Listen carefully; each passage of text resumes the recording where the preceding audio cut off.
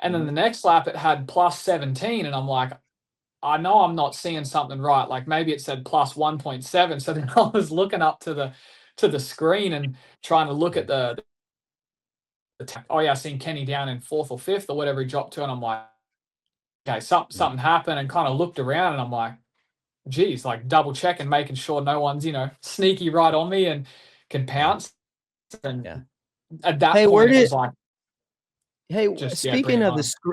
speaking of the screen, where do you look at the screen? Were you looking at it on that triple after, and you looked at the timing and score, the pylon? Yeah, so I would look on the finish line was one, the triple was another one, and then coming out of the sand section was a good one to obviously switch back, scan that rhythm, and then kind of coming into that burn, I'd kind of browse that rhythm lane and the whoop section. Wow. Yeah, I was talking about the and yeah, you're talking and telling the listeners, telling us, oh, I'm looking, but for the listeners, it's the peripheral vision that these guys have, focused on racing their race and, and choosing lines, choosing rhythms, whatever the section is, but you can still keep an eye out on what's actually happening on, especially when you're not in just a total heated battle. You're trying to kind of assess the situation. Your peripheral is telling everybody how good peripheral vision is for you guys that are out on the track. It's crazy. I used to be that way. Ricky used to be that way. We're not that way anymore because we don't do it anymore. But it's pretty bizarre how good and what you can see when you're out there racing a Supercross track.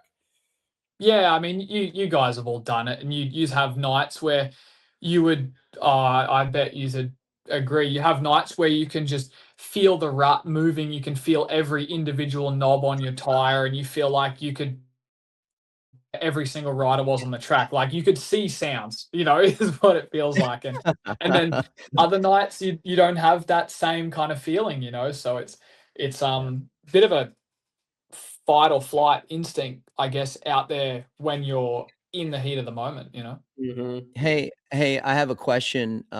Last question for me. Then I want to ask you something about the 250 after RV's done, the 250 East class.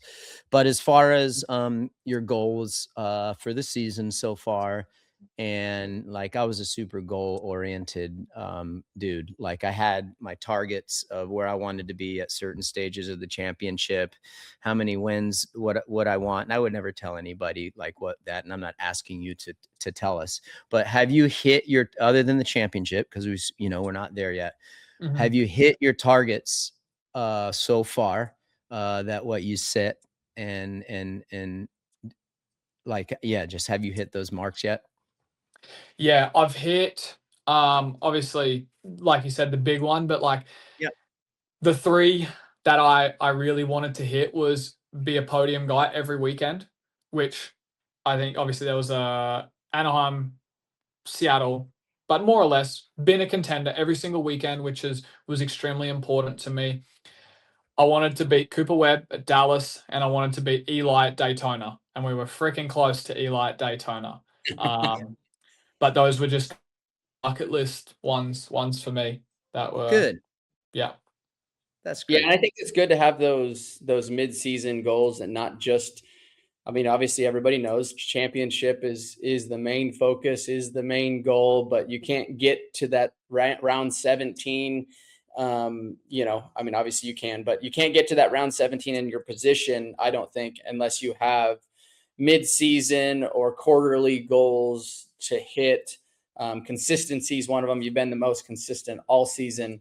And that is so huge in a 17 round series, as you know. I mean, you're looking at the points. You don't have to win every single round, but if you throw it away at a few rounds, boom, it's, or you not even throw it away, just not have a good weekend and you're outside the top 5, and you do that, 3-4 times throughout the season, those points gaps are huge. It's so hard to get back.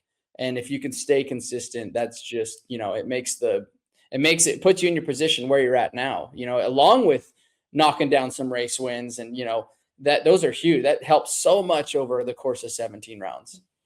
Big time, man. It's a long year, and we're in the 4th month of the year.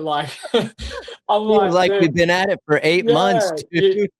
it does, like, 1 weekend off in the first, 3-4 months of the year, like, it's a lot, but it's cool. It's a whole new respect for these Yep. 450 guys and the past champions that have wrapped these things up and have had 1 weekend to then go into motocross, Yeah. you know? Yeah. No doubt. Like, Hi folks, Lee Diffie from NBC Sports. If you enjoyed what you just watched, well, it's time to bring the action and subscribe to the Motorsports on NBC YouTube channel. You can have it all: news, highlights, interviews, and analysis. So go for it.